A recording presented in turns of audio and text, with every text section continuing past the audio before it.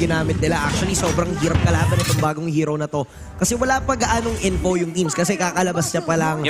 Tapos alam na agad ni i-utilize to ng Echo. So pwedeng gamitin nga din. Pero as far as I can remember, ang unang gumamit ata ng Fredrin is si Renjo dito sa S10. Yeah. So parang parehas din. Even the XP lane matchup, merong Oo nga similarities. So, Parang parang pinaglaban mo, dalawang salamin. Tingnan na lang Tinatapat natin mo. kung sino ang mas maliwanag this game. Start na ng banning phase. Echo, tatanggalin ng Valentina, Masha, and Akai. Meanwhile for Omega, rerespetuhin ang 1-1 ng Bagyo at ang Faramis na rin. I wouldn't be surprised if Fanny and Claude is the two priority for these two teams. Echo, nakita natin kahapon na kapag binigyan mo sila ng opportunity, makukuha nila talaga yung Fanny. Hindi na to before, tulad before ng Echo na pag pinag-iisipan mang mabuti kung mag-Fanny sila, if given the chance, pwede nilang gamitin yun. Lalo pat nagpa-Fanny din si Ryzen. Hanggang jungler pa naman, pare-parehas ang picks. Oo, nire-respeto nung isa't isa, no? Even, yung Fanny, tinanggal na ng Omega. So ano kaya ang kukunin on the first pick? That would be the Julian. So na-open up a possible hero for Karl. Pwede rin kay Sanji. Yeah. Open ang Pakito at sumisikat na ang red side Pakito plus 1 pickup. Pakito, Ito kaya ang Bea. magiging pickup na Omega? Basang-basa ba? Midnight? Ay, Alam mo na ba? Hindi. Bea, Grok. Ang ilalabas ng barangay. And nakikita din natin na sumisikat din talaga ang Grok pero tatapatan to ng show. Ngumingiti ka Midnight. Bakit? Gusto ko yung sagot ng Echo dito. Talagang pinaghandaan nila. Kasi dalawang bagay lang yung pwede mo tignan dito eh. It's either magpakito Bea or Beatrix Grok na nagiging staple na rin sa 2 picks sa side ng Omega. And it's also answered up by the Claude and Joe pick ng Echo. Kaya parang kabisado nila yung naging takbo ng 2 picks. Pero na Omega, medyo renaissance to ha. Yung si Lina ni Tito Max. Ang ganda nung combo, si Lina Grok. Oo, Classic to. classic. Matagal-tagal na nating hindi nakikita tong ganitong klase ng combo. Kasi pagdating nga naman talaga sa rotation, mabilis yung ikot, mas higher chance na mga takedown pagdating doon sa mga lanes, pagdating sa ganking nila. Iba yung nakikita nating playstyle eh. May konting flex pa from Echo since nilabas ka nila yung Julian na pwedeng mid lane, pwedeng jungler. Well, for Omega, nababasa mo na kung kaninong mga heroes to eh. Oo, kita mo na. So if you're Echo, definitely you're confident enough to come into the second phase na alam mo yung mga certain picks na pwedeng lumabas. Pero ang sinasabi ng Omega dito, hindi guys, si Carl TC magja-Julian dyan. Kasi ang mangyayari dito is kapag nagkaipitan ng jungler, lugi actually ang Echo. So ang pinipilit ng Omega dito is palabasin yung support pick from the side of Echo. And gusto ko yung mga bands na nanggagaling dito sa Omega, no? Tinatanggal nila yung mga malakas talaga mag-wave clear. Yung tipo na hindi na makakaalis ng lane. Yeah. Si Selena. They want Eto Max to have the freedom to roam around. And kung babalikan natin itong Selena pickup, no? Nakita din natin siya earlier sa ating match number 1 kung saan game-winning pa yung pana. So medyo mainit ata ang Selena ngayon. Kasi ang dahil mong iisipin dito eh, if ikaw yung Claude, pag tinamaan ka ng pana at wala kang Purify, talagang kailangan mong isipin kung mabubuhay ka sa initial burst ng Omega. And they have so much burst from their side. Meron kang wild charge, meron kang shotgun mula kay Beatrix. And actually, pati na lang din yung proc ng Dahit mula kay Selena. Malaking threat na to. Now, Echo, I feel like the solution wouldn't really come from the answer, the reaction against Omega, pero more of dagdagan nila yung pacing ng lineup nila. Again, Benedetta is still open for Sanford. And isa yon sa mga comfort picks niya. In fact, if babalikan natin ang kanyang ang debut game niya as a professional under a different organization, ay Benedetta din talaga ang nilaro niya. But this time around, mukhang Pakito ang isa-secure ng Echo kasabayan ng Matilda. Ang sagot nila ay mobility! And speaking of mobility, Midnight! Teka lang, Jungle Esme Jungle Esme nga ata to, hindi. Jungle Phobius? Ha? First time ko makikita to. Kayo ba? Grabe yung sagutan ng Omega dito to Echo ha. Hindi tayo pinag-isip. Literal, sinasagot nila ang isa't isa and first time natin makikita ang Jungle Phobius mula kay Ryzen. If that is really the case, interesting to, Omi. Man, sobrang lupit nitong matchup na to. Min, kakaiba. Ito yung tipo na akala mo nakita mo na lahat kahapon. May makikita ka pa palang bago ngayon. Madami talagang inihain ang mga teams, Omega and Echo. Sinosorpresa tayong lahat. Akala nyo, mapipredict nyo, ito yung mga ginagawa ng draft ng mga teams na tayong mga casters, yung mga fans, na nag-iisip ano kaya yung kukuning hero. Mapapanood ka na lang eh. Sasagot sila, hindi. Hindi nyo maiisip na kukunin namin to. Pero ito na nga yung confirmation. Oh my Ryzen goodness. Jungle nga ba na naka-Phobius. Oo. At Jungle Phobius, guys! okay, so let's group up a little bit. Ano yung info na meron tayo about this? Have we seen this in the amateur scene or even in ranked games? Ako, I'll be honest with you, zero. Same. Zero games that I've seen this type of lineup from Omega. Si Ryzen talaga yung naka-jungle Phobius dito. And ang kinagandahan kasi, marami siyang sinasagot eh. Nandyan yung Julian kasi yung mobility ni Julian pwede mo rin-punish. And also nandyan yung Pakito. It will disrupt the team fight from Echo. Pero ang danger kasi dito is kapag yung damage output enough, ang dali lang i-burst na ng Phobius eh. Yun nga eh, medyo mahihirapan din dito si Ryzen. Ibang-iba to sa mga heroes na madalas ginagamit on the jungle role. Kasi kahit sabihin mong may control ka on the demonic force, parang hindi mo siya mapapop off kung walang mag-e-enable sa'yo eh. At napakahirap pumasok bilang isang Phobius kung walang mauuna para sa'yo. Dito na nga papasok si Chakno, dito rin papasok si Renzo. Kumbaga kailangan sabay-sabay jutsu talaga. Hindi pwedeng isa lang yung papasok. And looking at Omega's history with the Phobius, ilang beses na rin nating nakita na naglalaro sila with a Phobius lineup. Oo, pero pansin ko lang, nai-imagine ko na yung mangyayari sa Lord Fight later on eh. The demonic force, tapos habang nasa ere, re-retry.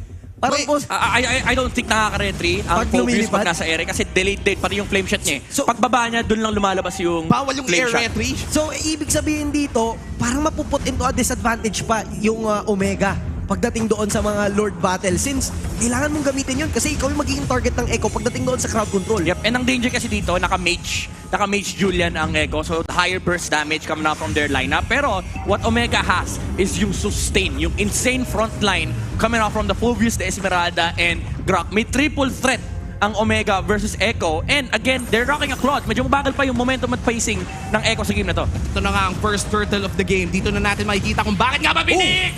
Napakagandang sipa mula kay Yawi. Pinasan naman may untog pero first blood. Masesecure dito ni Sanji pero andito yung dakdak ni Ryzen. Sanford, makakatakas pa nga ba? Pero mukhang may hatak. Sanford is still alive! Renzo, isang hit na lang! Carl Tizzy, the child prodigy, going in with the empowered sword, Ryzen! Nako! Double kill pa nga para kay Carl! Man, si Sanford, grabe yung pag-shoot niya ng mga skill. Ninakap niya patalikod yung umahabol sa Omega habang nasa air si Phobius. So the counter didn't really count. Tapos nag-second skill siya palayo. Doon na nag-count yung isang talon ni Phobius pero pinagsabay niya rin sa flicker out. Grabe ang mga mechanics na nakikita natin. But Echo stood loud and proud. 3-0 ang ating kill score at ayaw pa nila tigilan, Jack Mamba! Pipilitan siyang gumamit dito ng ultimate. Makakasurvive pero si Etomax mababurn yung flicker upang makatakas doon sa sitwasyong iyon. Echo leading in this game. Sila pa ngayon na mag-uumpisa on the turtle fight pero si Ryzen sumisilip, ayaw bitawan yung pwesto. Si Renzo ata magiging tapisipan naman. Napagad ang pasa. Hindi ka na makakawala pa. Habang ngayon dadaktak rin si Ryzen. Etomax is low. So medyo delix kung papalag sila. Hindi pa rin nakakakuha ng kill ang Omega at papasukin pa ni Sanji si Eto Max sa ilalim ng tore at na-sandwich na nga ang Omega pero sino nga ba ang nandun sa sandwich na yon? Makakatakas naman pala si Yawi at magre-regroup ang Echo. Sisimulan nila ang turtle. Ito na nga ang pagtuloy. Si Chuck Noailo, wala silang pang check. Si Ryzen lang mag-isa. Renzo with a falling star moon. Walang tatamaan ang miyembro mula sa Echo. Pero si Kelra tahimik lang naka-shotgun. Mukhang masisipa siya ni Yawi. Napagad ang targeting mula sa Echo. Wala na yung aasahan nilang sakit mula sa barangay. Habang ngayon si Carl Tizzy naman ang pwedeng kunan ng buhay. Babagsak si Carl. Wala yung retry user. Omega takes the possession on the turtle. And in that extended team fight, ang daming nakuhang kills ng Echo. Pero dahil namatay si Carl, mukhang Omega pa makakapag-secure ng unang turtle ng laro. Yep, it's really a big objective that Omega secured. Ito naman kinagandaan ng lineup nila. Pwede silang lumaban maghapon. At it was just unfortunate na nakuha si Kelra dun sa skirmish na yon. Pero ang laking din nung ginawa niyang trabaho. If you look at the minimap, basag na yung tower sa top lane. So wala rin nagawa si Benecutie doon. Pero Yawi, the flicker, Ooh, huli na naman. May bawi sila. Hindi na umabot yung pag-switch ng baril. Nakakagulat yun, men. Yun yung tipo na pagka-flicker, may untog na agad eh. Oo. May nakap na agad. Grabe yung animation canceling dundong. Tsaka ang maganda sa ginawa ni Benecutie, again, farming pattern is the difference here. Sabi niya, sige Kelra, pasagin mo na yung tower ko sa top lane. Ang importante, yung mapabilis ko yung pacing ng game ko. Dumo-double lane si Benny QT. Tapos nung naharap na niya, okay guys, may DHS na ako, penge lang ng sipa dito sa top lane, patay sa akin tong Beatrix. At naubos nga ang HP ng Filipino Savage at Echo Philippines ngayon lamang ng 2K and 5 minutes pa lang mukhang pinapabilis nga talaga nila yung laro. Napakaganda ng ikot dito ng Echo on the first few minutes and definitely Omega. Kailangan nilang hanapin yung groove nung combo ni Chakno tsaka ni Etomax eh. Yeah. Yung Selena Arrow tapos follow up kagad. Kaso hindi rin kasi basta-basta Carl? nagpapahuli. Si Carl ngayon nakakaramdam na mula doon sa kombong sinasabi natin at pinag-uusapan kanina. Pag tumama talaga yung pana, mahirap nang tumakas eh. Since walang purify, walang means of escape yung Echo, kailangan lang talaga dito asahan ng Omega yung mga pana ni Tito Max. Yep, engagement is really the key here for Smart Omega. Now, Chakno, he has his favorite brute force breastplate kay Grak. And ang kinagandaan dito sa brute force, even though sometimes you would think na parang medyo awkward yung item pickup, ang kinagandaan kasi dito is pwede niyang sunod-sunurin yung pag-check push. Every single time na kailangan niya ng physical and magic defense, ipapap lang niya yung power of nature and para ma-extend yung stacks or yung duration ng kanyang brute force passive, gagamitin niya lang yung first kill, tapos magbabato siyang wall, paulit-ulit nilang gagawin yun. Dumarami ang tao dito sa bot lane pero mukhang magro-rotate na sila papunta sa ating second turtle of the game. Nauna na si Renzo around that area at si Chakno naman ay susunod. Hihilain na ng Omega papunta sa kanila pero mas marami nang nakasunod na mga orca. Kailangan pumwesto, kailangan timingan ng maganda. Pero ngayon, uumpisahan na ata. May knock-up dito mula sa Echo. Si Renzo makakaramdam. Pero agad din naman siya makakapag-regen. Good seal play. Si Chakno ang pwedeng bigyan. Pero ngayon, naka-flex pa. Hindi mo ako basta-basta masisipa. Eto, Max. Arrow. Hindi tatama ang araw pero ito na nga Turtle. Sisimulan na ba ang Team 5? Papasok Renzo! na! Napagod na Falling Star Moon, masesecure to ni Ryzen dahil sa espasyong ibinigay ng mga kabarangay. Pero Benny Cutie nagwawala na with the Blazing Duet. Hahabulin yung isa sa may bandang dulo pero si Yawi buhay pa. Hindi na ata dadagdag pa pero si Kelra naka-shotgun bigla.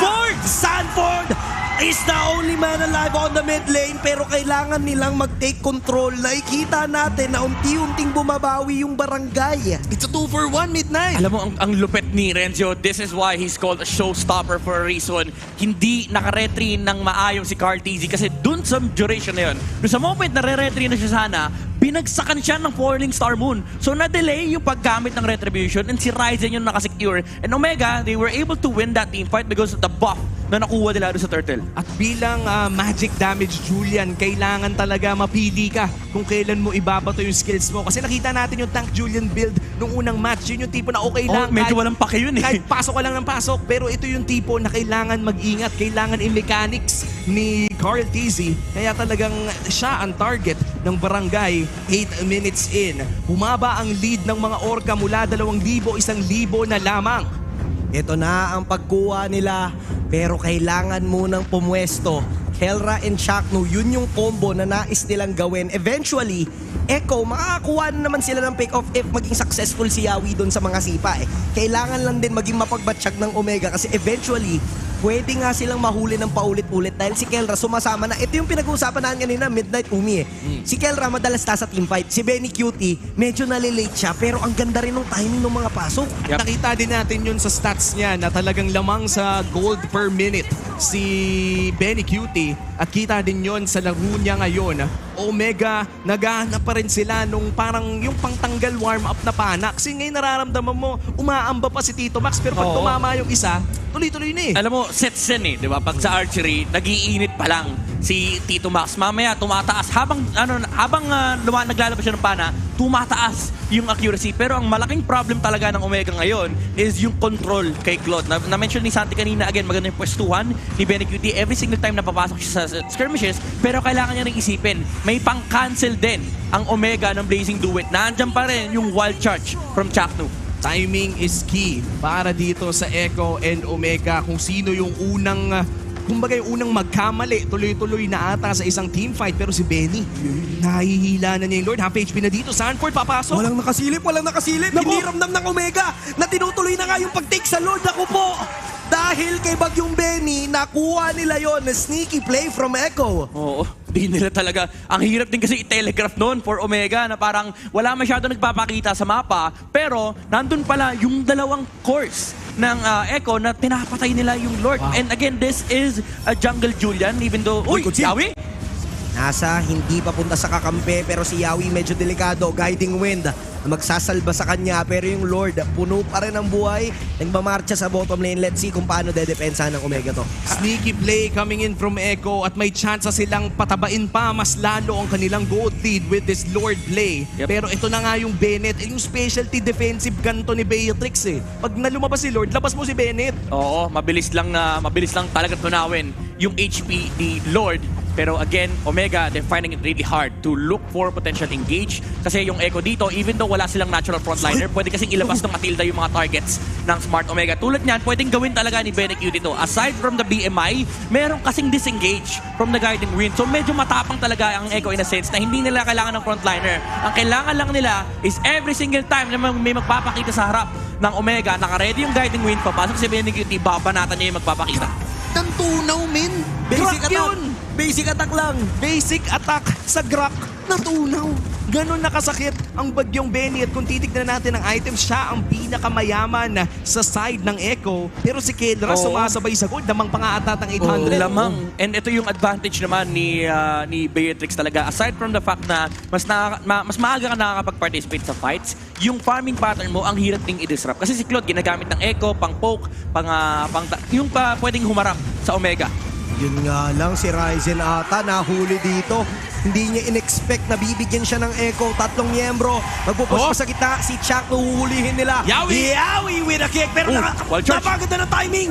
Tinimingan ni Chuck yung sipa dito ni Yawi. Kaya hindi siya nagawang hulihin. May araw na follow-up. Sanford. Si Kendra Kendra. naiwan sa gitna. Pero naliparan siya. Sanji plus Sanford. Pero ito the na yung kick. sipa. Wow. Inantay lang pala yung magandang timing. Recho ay tatakbo. Sanford. Habol si Sanford. Andito ang boksingero. Saan ka pupunta? Kailangan kang habulin.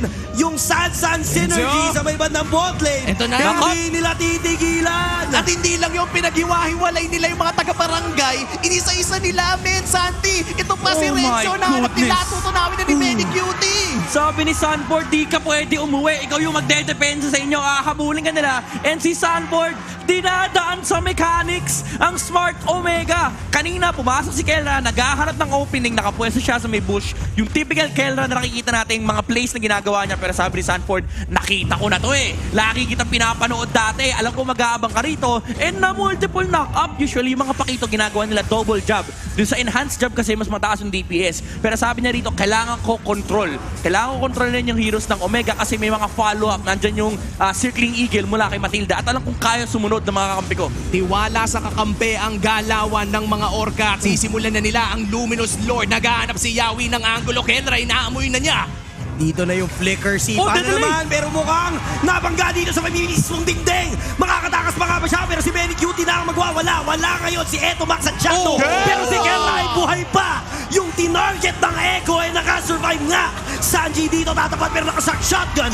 Mapapatupad siya ni Carl TZ. Pero andito yung mga dakdak. 2v2 situation. Echo versus Omega. Andito Oh, na no. nga. Renzo will fall down. Dalawa pang lamang. Ryzen matitira. Iko-contest niya pa nga ba? Medyo delix na.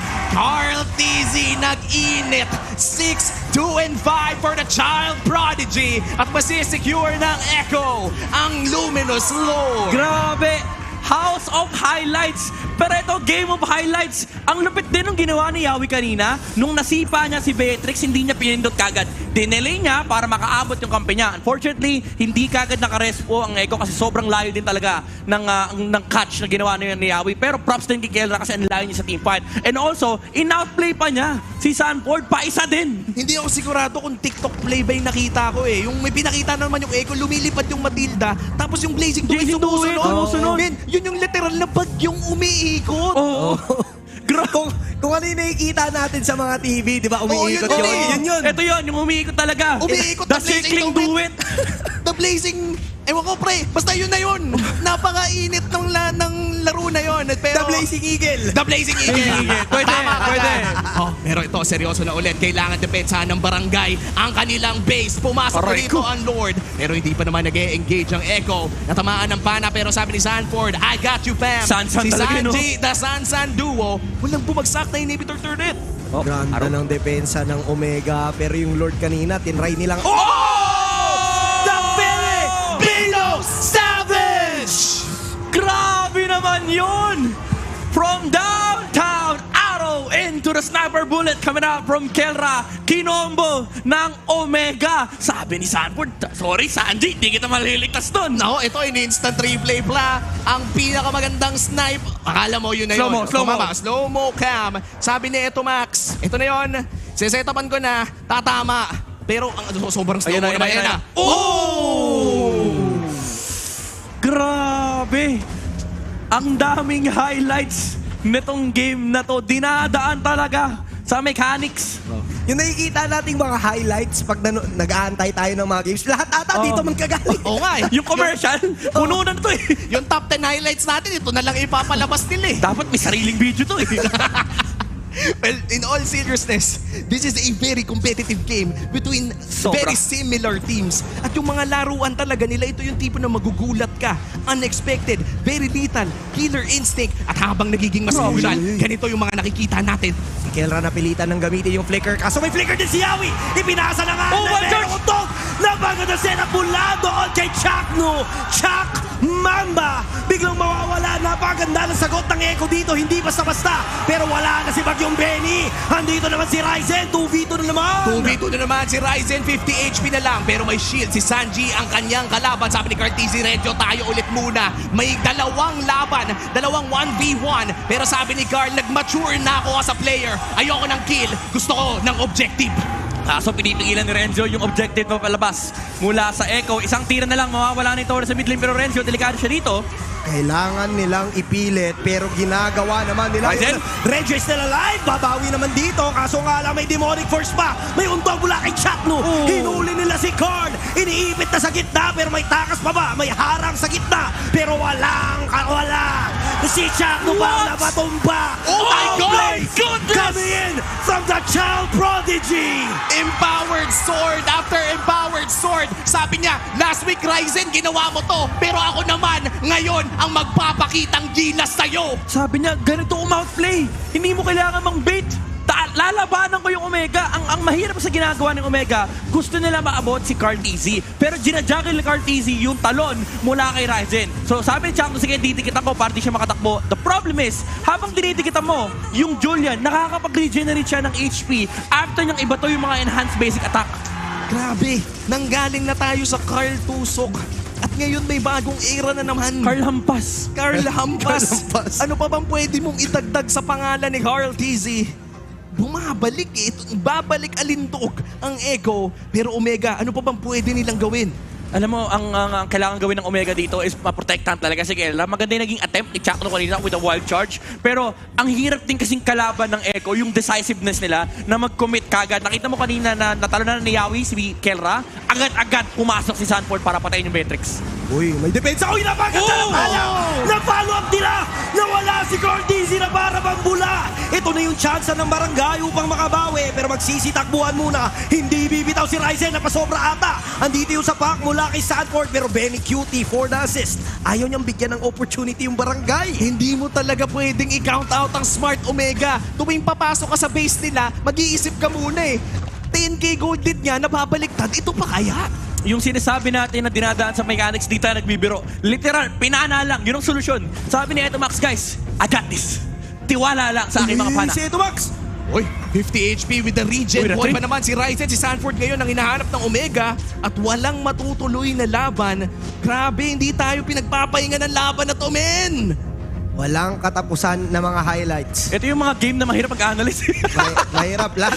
Parang hindi enough yung Oo. time eh. Yung mga ganitong pahinga. Bawal yung mga 2 sentences eh. Oo, bawal. Grabe yung Echo Omega ngayon. Pero feeling ko ito na yung oras natin. Ito na. Ito yung calm before the storm. 70 seconds bago lumabas ang Evolved Lord. At alam naman natin kung gaano ka game-changing Yes. ang objective na yan. No matter what your performance for the past 19 minutes was, this is the crucial factor. Yung next Lord, lalo pat mag-e-evolve yung Lord na to, the 20-minute Lord, baka i-wait out na lang ng dalawang teams, baka hindi na sila magpatayan. Pero mukhang, sabi ng Echo, hindi pwede. Hindi pwede yung walang patayan na term sa amin. Anong ceasefire? Ceasefire? Walang ceasefire. Yun ang sabi nila. Pero tumama ang Abyss sa laro. So sabi nila, sige na nga, 40 seconds na lang naman ang Guys, hihintayin. wait na natin to. Pag may namatay kasi sa atin, medyo 60 seconds yung respawn time. So, kailangan kumalma ng dalawang team na to. Pero, importante na sa Echo, pakahanap sila ng pick-up. Uy, ito naman. Tumama na naman yung pana! Si Carl Tizzy ang nahuli! Mabubuhay pa nga ba? Pero ngayon, wala na si Carl! Oh, Pumana no. si Eto Max! Sumigaw Kelra? ng Kelra? OMG! Si Kelra ang mapapatumba. Immortality pa, pahabulin. Naka-shotgun, nakaabang. Tingnan natin, may Oyo pa sa gitna! Grabe! Naku mo! An outplay! The outplay from the Filipino Savage. Haas-close malala. Bumabalik yung buhay habang shotgun at 5 segundo na lang lalabas na yung Evolved Lord. Pero sabi nila, sige Yawi, ikaw muna. Kahit may imo ka, sige na nga, umuwi ka na muna. Grabe! Si Kelra naninigurado, sabi niya, guys, hindi pwedeng mid lane land. Kailangan 2 lane yung itutulak natin. Ganda nung ginawa nung Omega doon. Echo actually is still surviving the fight. Nakasurvive doon si Yawi. Oh my Kailangan God! lang nila Shotgun! talagang Look for the dumipensa shotgun! dito. Is this the end Pagdating game? mula kay Yawi pero nakaabang lang din si Kelra. Habang buhay ang shotgun, buhay pa rin ang laro. May cannon! Isang May million, cannon! tatapusin na nila. Barangay Omega! Uy, teka lang! Teka lang! Teka lang! Prodigy! The Child Prodigy! Ano to? Anong nangyayari? Echo, Omega, akala mo tapos na. Pero sabi ng mga orka, teka lang, kami ata ang tatapos nito. Naku po! Iba talaga ang galawan dito! Carl Tizzy single-handedly outplaying the members of the barangay. Si Renzo mag-isa. Kakayanin pa ba? Pero mukhang hindi. Sama-sama na sila.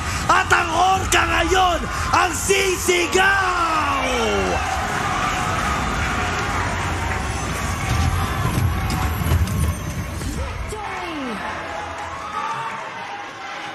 Ang sabi nga nila, similar ang laruan ng Echo at Omega. Pero hindi natin in-expect na ganito na naman kainit, ganito na naman ka-explosive ang laro.